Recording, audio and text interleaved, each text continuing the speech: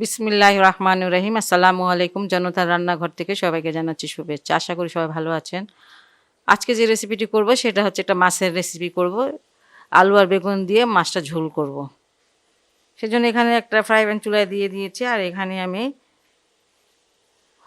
মাছটা ভালো করে ধুয়ে হলুদ মরিচ আর লবণ দিয়ে মাখিয়ে রেখেছিলাম। আধা ঘন্টা বা 1 ঘন্টা আগে একটু মাখিয়ে রাখলে হয় কি এটার ভিতরে মানে লবণটা যায় মাছের ভিতরে, খেতে ভালো লাগে।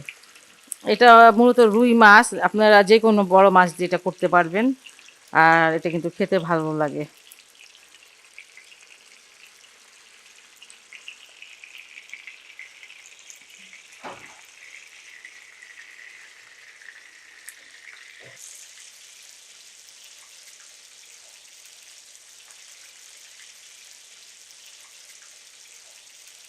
তিন মিনিট আমি এক সাইড ভেজে নিয়েছি, এটা উল্টিয়ে দিচ্ছি।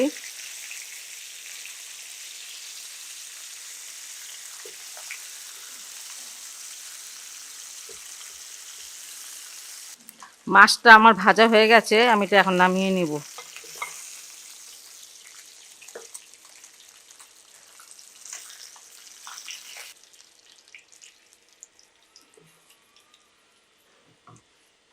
এখানে আমি 250 গ্রাম বেগুন নিয়েছি, 250 গ্রাম আলু নিয়েছি, আর এটা একটু ভেজে নিব। আর আলু আর বেগুনটাকে আমি হলুদ মরিচ আর একটু লবণ দিয়ে মাখিয়ে রেখেছিলাম।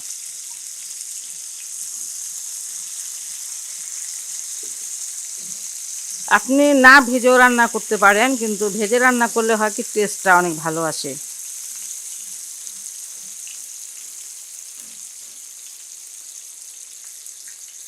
আলুটা ভাজা হয়ে গেছে, খুব একটা বেশি ভাজবো না।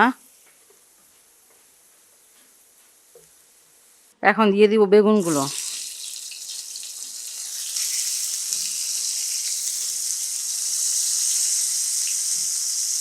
বেগুনটাকে আমি 2 মিনিট ভেজে নিলাম, আলুটাকেও 2 মিনিট ভেজে নিয়েছি, আর এটা এখন আমি নামিয়ে নিব। হয়ে গেছে যে ভাজাটা।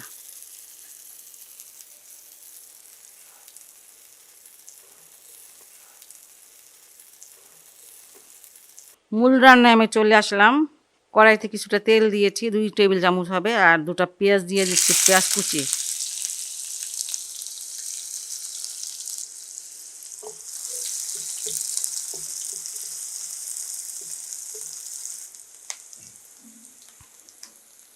পেঁয়াজটা কালার চেঞ্জ হয়ে গেছে, আমি এখানে আদা রসুনের পেস্ট দিয়ে দিচ্ছি 1 টেবিল চামচ।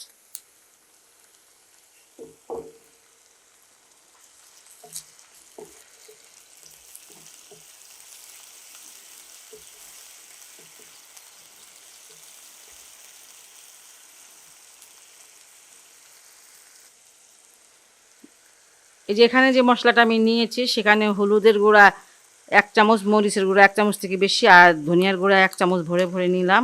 আর এটা পানি দিয়ে গুলিয়ে নিয়েছি। এটা হয় কি যে গ্রেভিটা হয় সেটা ঘন হয়।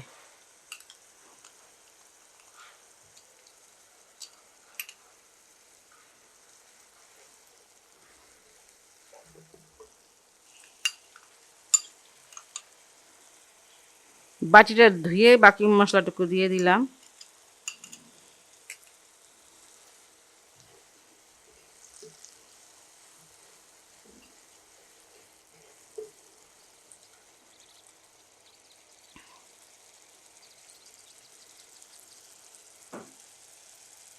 লবণটা স্বাদ মতন দিয়ে দিলাম,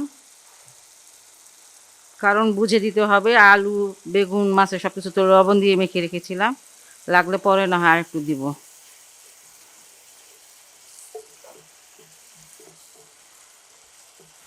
আপনি যে কোনো বড় মাছ এভাবে রান্না করতে পারেন, বোয়াল মাছ হোক, রুই মাছ হোক, কাতল মাছ হোক, তারপর আর মাছ, যে কোনো বড় মাছ আপনার পছন্দ মতন মাছ এইভাবে রান্না করলে খেতে ভালো লাগে। ঝোলটা দিয়েও ভাত খেতে ভালো লাগে।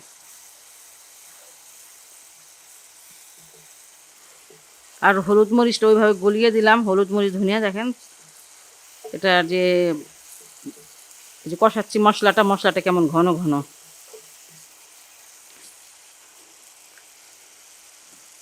মশলাটা পানির মধ্যে দিয়ে কিছুক্ষণ ভিজিয়ে রাখবেন কিন্তু।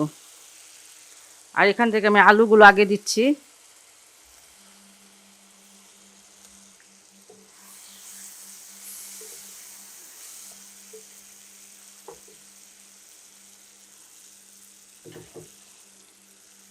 আলুটা 1 মিনিটের মতো কষিয়ে নিলাম, এখন বেগুনগুলো দিয়ে দিচ্ছি।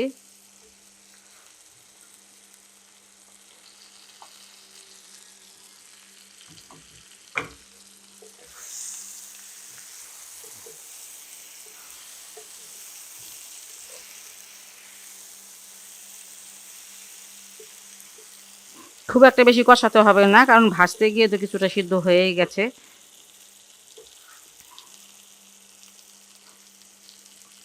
এই 2 মিনিটের মতন কষিয়ে নিলাম, এবার পানি দিয়ে দিচ্ছি।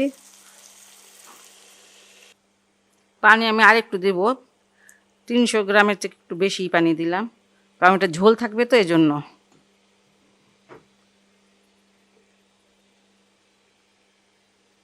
আপনার তরকারিটা যখন বলক এসে পড়বে তখন আপনি মাছগুলো দিয়ে দিবেন। এই যে মাছগুলো আমি দিয়ে দিলাম, দিয়ে দিচ্ছি আর কি। এই যে এখানে একটা টমেটোর আছে, সেটা আমি দিয়ে দিলাম। এটা এইভাবে লম্বা করে কেটে নিয়েছি, কারণ সবজিগুলো তো আমি লম্বা লম্বা কেটেছি, মাছের সবজি তো লম্বা করে কাটতে হয়। যাই হোক, এখানে 4টা 5টা কাঁচামরিচ আছে, সেটা দিয়ে দিলাম। আর এখানে আছে আধা চামচ, এটা টালা জিরার গুঁড়া, মানে ভাজা জিরার গুঁড়া, সেটা দিয়ে দিচ্ছি।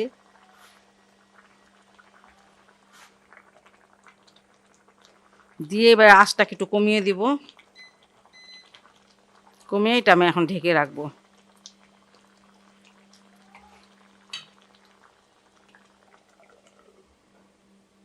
10 মিনিট পর আমি আসলাম, আর এখন দিয়ে দিচ্ছি ধনিয়া পাতা।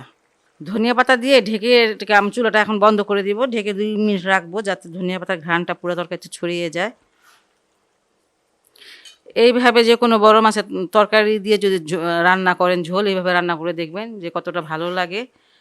খুব মানে মজার একটা তরকারি, বাসায় অবশ্যই ট্রাই করবেন। আর যদি ভালো লাগে তাহলে অবশ্যই অবশ্যই আমার চ্যানেলকে লাইক করুন, সাবস্ক্রাইব করুন। সবাই ভালো থাকুন, সুস্থ থাকুন, নিরাপদে থাকুন, এই দোয়া করি।